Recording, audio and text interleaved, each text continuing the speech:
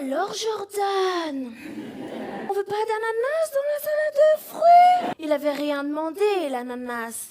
Alors si l'ananas, il demande beaucoup. Il vient en France, l'ananas, il plonge les mains dans la salade de fruits et il dit « Voilà, donnez-moi tout votre sucre. Nicolas, petite pomme, découpée en 1000 morceaux, donne-moi tout ton jus. » Cette gauchiste dit n'importe quoi. Après l'attaque des clones dans une galaxie lointaine, très lointaine, nous on a l'attaque des gauchistes sur, hélas, notre planète, avec une certaine Manon Bril qui est humoriste de son état et docteur en histoire, donc forcément, elle a raison, forcément on va l'écouter, et Manon Bril nous explique qu'il y a toujours eu une salade de fruits bien mélangée, bien appétissante, toujours plein de fruits dans la salade. Qu'est la France? Que serait la France? Alors il faut continuer d'ajouter cette diversité, il faut continuer d'ajouter des fruits dans la salade, parce que plus il y aura de fruits apparemment, plus elle sera goûtue, plus elle sera savoureuse et plus elle sera de qualité, sauf que il semble qu'il ait échappé à Manon Bril qu'on a mis peut-être un petit peu trop d'acidité dans cette salade, un petit peu trop de ce qu'il ne fallait pas, un petit peu trop de raisins trop mûrs et de pommes pourries. Alors allons-y les amis, on va voir ces arguments et accrochez-vous, car en plus d'être à 10 sur l'échelle de la gênance, 10 et demi sur l'échelle de Villejuif, elle utilise également des sophismes en veux-tu, en voilà, et des biais cognitifs pour tenter de vous tromper et de faire des raccourcis logiques. C'est frais, c'est fin, ça se mange sans fin, et comme d'habitude, comment vos geôliers vous font passer des vessies pour des lanternes et l'enfer pour le paradis, et on voit ça ensemble tout de suite. Donc nous sommes censés, enfin les patriotes et les nationalistes sont censés être en PLS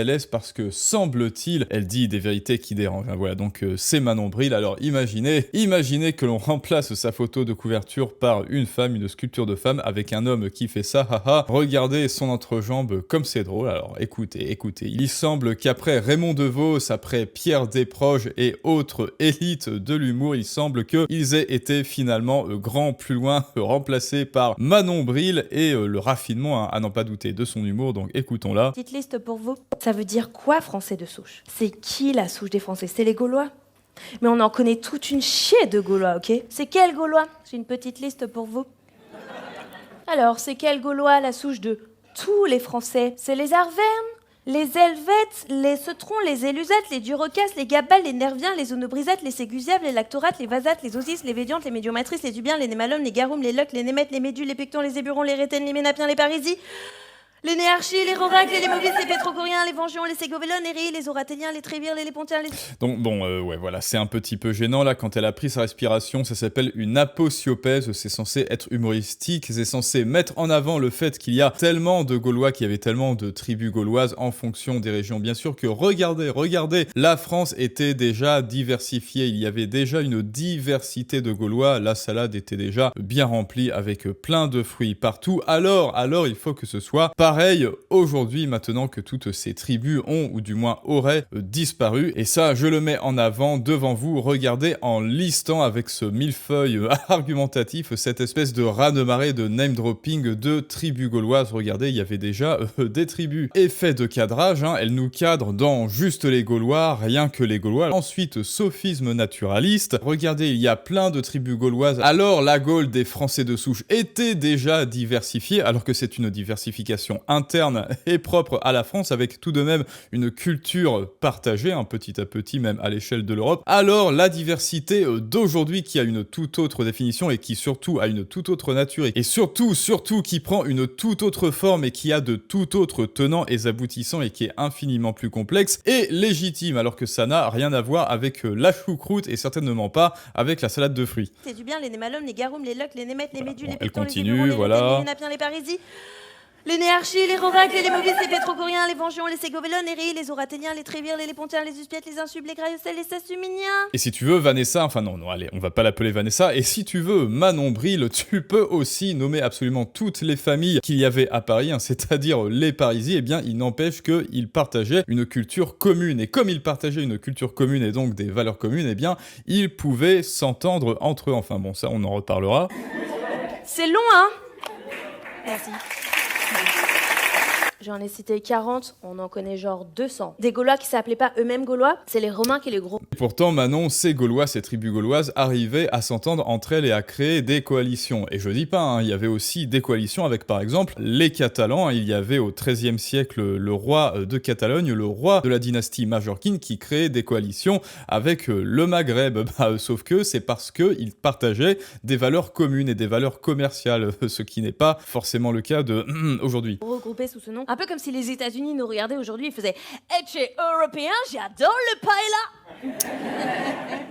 Alors là, on va repasser parce que c'est intéressant. Eux-mêmes Gaulois, c'est les Romains qui les gros regroupaient sous ce nom. Un peu comme si les États-Unis nous regardaient aujourd'hui et faisaient « Eh, tu es européen, j'adore le paella !» Imagine, les États-Unis croiraient que l'Europe c'est un seul pays.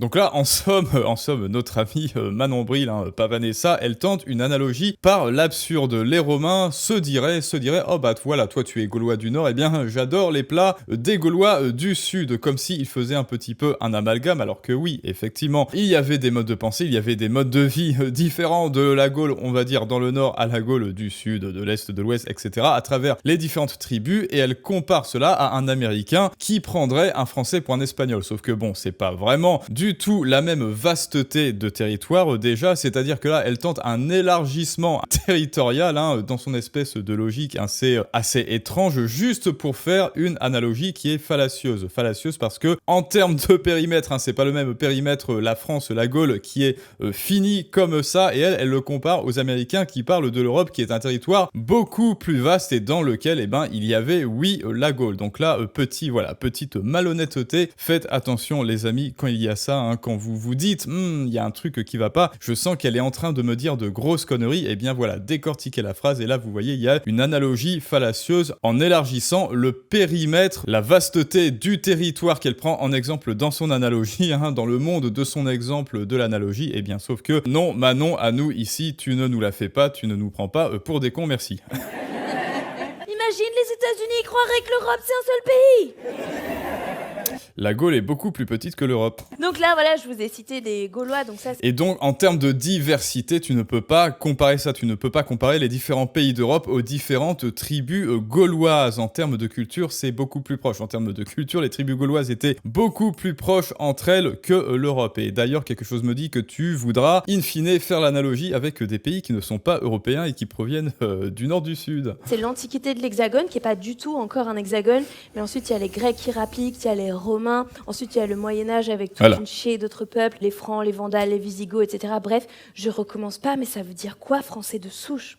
Je ne recommence pas, mais ça veut dire quoi? Ça veut dire qu'il y a toujours eu de la diversité avec mon sophisme. Alors déjà, avec mon cadrage historique, parce qu'elle occulte intentionnellement à vos yeux d'autres principes historiques, d'autres faits historiques qu'elle aurait pu mettre en avant et qui auraient montré que non, au contraire, les Gaulois étaient plutôt proches culturellement ou tel domaine. Mais non, elle a choisi purement et symboliquement, bien sûr, la diversité. Elle a choisi de mettre en avant juste la thématique de la diversité plutôt que la thématique du rapprochement et des liens et de la similarité. Elle a choisi la diversité plutôt que de la similarité, qui est un tout autre fait, qui est une toute autre vérité par un cadrage historique, en plus d'utiliser un sophisme génétique, c'est-à-dire il y a toujours eu de la diversité, alors continuons, alors que la diversité d'aujourd'hui n'a absolument rien à voir et n'est peut-être un petit peu moins compatible avec les peuples entre eux. En fait, c'est un peu comme se demander « C'est quel parfum la salade de fruits ?»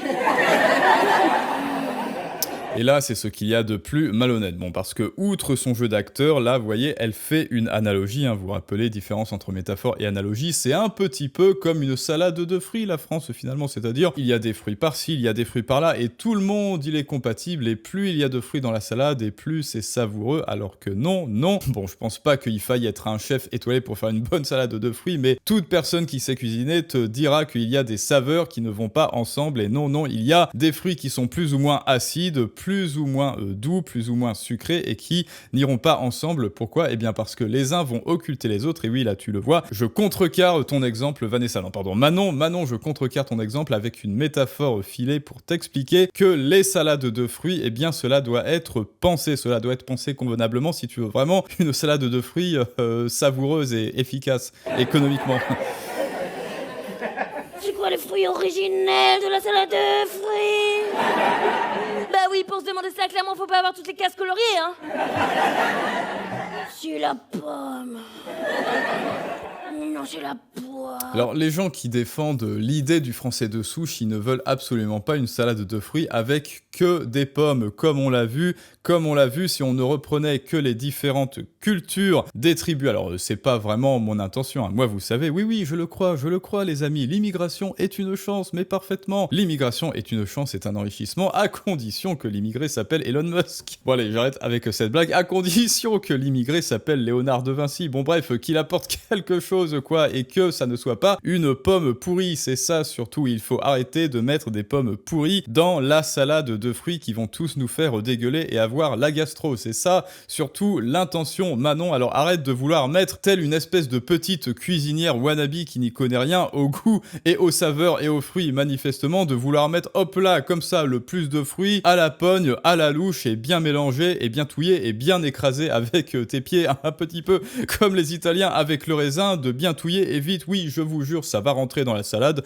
ça va rentrer dans le saladier, il en faut toujours plus, allez hop, toujours plus, on va bien écraser, on va bien touiller, et ça fera une super salade, parce que plus il y a de matière et de fruits, plus la salade est bonne. Non, ça n'est pas comme ça que ça marche, donc ton analogie est, comment est-ce qu'on dit? Ah oui, éclaté au sol. Oh, j'ai le raisin. Non mais Jean-Marie, si tu mets qu'un seul fruit dans ta salade, c'est une compote, ok? Mais c'est ce que tu veux faire, Vanessa. Ce que tu veux faire, c'est une compote, alors que ceux qui défendent, voilà, les Français de souche, etc., ils reconnaissent qu'il y a autant de tribus, qu'il y a de diversité, sauf que c'est une diversité qui était saine, et même entre Européens, je dirais. Pourquoi? Parce qu'on partage le même socle historique, on partage les mêmes valeurs, entre guillemets, on partage une même culture, et surtout une culture qui s'est faite sur le temps long, avec de la sécularisation, avec des similarités, ce qui fait que cette même culture, un petit peu comme il y a un Suédois qui va parler à un Polonais, il y a un Polonais qui va parler à un Français, il y a un Français qui va parler à un Italien. Oui, bien sûr qu'il y aura des différences, bien sûr qu'on aura différentes doctrines, bien sûr qu'il y aura différents modes de pensée, ce sont des cultures différentes, mais tout de même, on va parvenir à s'entendre. Alors que si tu as parlé à un Japonais, par exemple, alors non pas que nous soyons incompatibles, mais là, on aura déjà un petit peu plus de mal à comprendre son mode de pensée. Sauf que, bien sûr, si on s'intéresse, on verra tout de même qu'il n'y aurait aucune animosité, hein, comparé à d'autres cultures qui nous en veulent un petit peu plus entre ces deux-là, entre un Français et un Japonais. Je sais pas où je vais avec cette métaphore.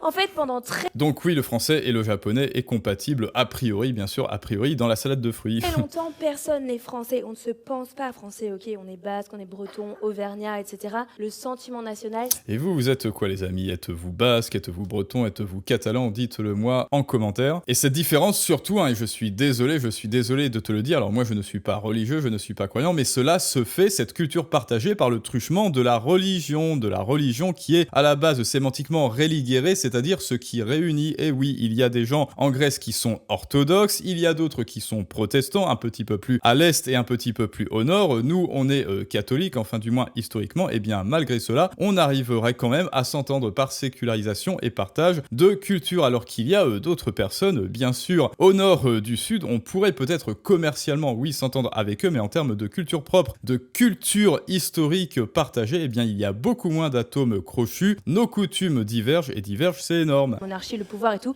ça commence avant, mais le sentiment national, c'est principalement au 19e siècle, parce que le 19e siècle, c'est le siècle où l'école, elle apprend bien à tous les petits Français et toutes les petites Françaises à parler français et que français. Elle leur apprend la belle histoire de... Oui, ça c'était avec Louis XIV quand il disait, bon là, c'est bon, il faut que tous les Français dans l'Hexagone parlent français pour qu'on puisse, eh bien justement, avoir une culture commune, et là, non plus par le truchement de la religion, mais par le truchement de la langue pratiquée. Alors là, je vois que le roman national, ça te gratte un peu, sauf que le roman national, eh bien, c'est du storytelling, mais le storytelling est justement fait, c'est une histoire pour réunir, parce que le cerveau humain, dans son architecture, est comme ça, il a besoin de créer du sens, il a besoin de créer une histoire, et c'est cette histoire du roman national, avec ce sens épique, hein, le drive-in pour ceux qui ont participé au live, qui nous a permis de nous réunir et d'unir nos forces, justement. Alors pourquoi est-ce que tu veux remplacer ça? Par quoi est-ce que tu veux remplacer ça? Si tu veux remplacer cette histoire par une autre, autre, eh bien oui, tu peux remplacer cette histoire par une autre, mais quel sens épique ton histoire nouvelle aurait-elle à proposer de mieux que le roman national? Est-ce que tu vas dire aux enfants, oui, vous avez le droit de changer de genre? Bah voilà, ça c'est un autre roman avec des gens qui iront en salle de classe dans les maternelles avec des seins et de la barbe qui vont partager ce nouveau roman national, mais qu'est-ce que ça a à apporter de mieux? En quoi cela va réunir mieux et plus les gens? Bref. Ce fameux roman national, elle leur apprend les beaux paysages à l'intérieur de nos frontières qu'elles sont si belles qu'il va falloir aller les défendre contre les Allemands qui nous ont piqué l'Alsace et la Lorraine. Et hop là, tout le monde est bien convaincu qu'il faut aller se battre.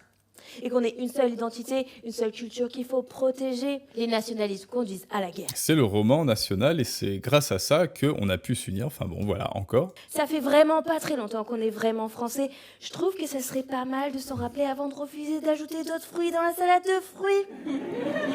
Il n'y a pas de souci, on peut ajouter des fruits dans la salade de fruits, mais qu'est-ce que ça va apporter de plus, de mieux à la salade de fruits? Cette salade de fruits est déjà bien savoureuse. Pourquoi est-ce que tu veux y apporter des pommes pourries juste pour faire tes petites expériences? Parce que c'est ça, c'est faire des petites expériences. Sauf que, plot twist, l'histoire l'a montré, ajouter de la pomme pourrie dans la salade de fruits, eh bien, ça n'ajoute pas du tout en saveur, Vanessa, pardon. Et le public approuve l'analogie. Alors, Jordan? Mais alors? On veut pas d'ananas dans la salade de fruits?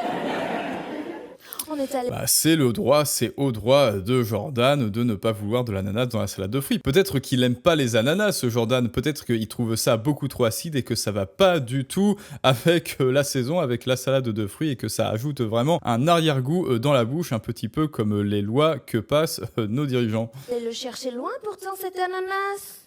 Alors qu'est-ce que c'est que ce sophisme? On est allé le chercher loin, donc ça c'est quoi? C'est le Labor Illusion Effect, on est allé le chercher loin, ça a demandé de l'énergie, alors il faut que tu l'acceptes. Voilà, chantage moral. Il avait rien demandé, l'ananas.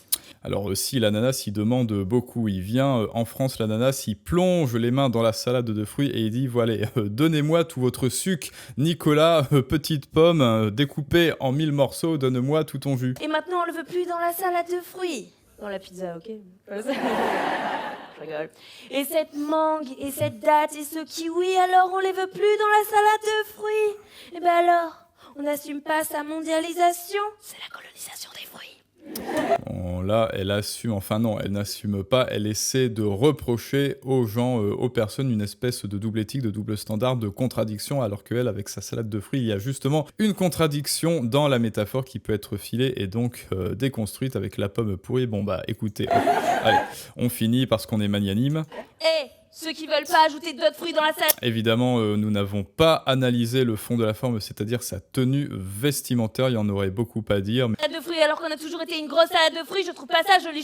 Voilà, là, on est en plein dans le sophisme génétique. Tu ne veux plus accepter la salade de fruits alors qu'on a toujours été une salade de fruits. Il y a toujours eu de l'immigration depuis l'Antiquité. Oui, c'est vrai, il y a toujours eu de la diversité. Alors, il faut continuer de l'immigration et de la diversité, sauf que l'immigration et la diversité en Antiquité, c'était absolument différent de aujourd'hui, comme on a dit. Ça n'a pas les mêmes causes, ça n'a pas les mêmes conséquences, ça n'a pas les mêmes tenants et les aboutissants, ça ne sont pas les mêmes enjeux économiques et politiques. Et donc, Vanessa, comme tout les gens qui ont peut-être, je ne sais pas, un QI qui est inférieur à 100 au seul prétexte que c'est exactement le même mot, le même terme, immigration et diversité, elle pense que c'est la même chose, alors que non, il y a des choses que l'on traite avec le même mot, mais qui ne sont pas les mêmes choses. Et ça demande, hélas, pour Vanessa, un petit peu de raffinement intellectuel qui lui échappe. Mais bon, soit les amis, et non, hélas, ça n'est pas la même salade de fruits, ça ne sont pas les mêmes fruits, ça n'est même pas la même date de péremption.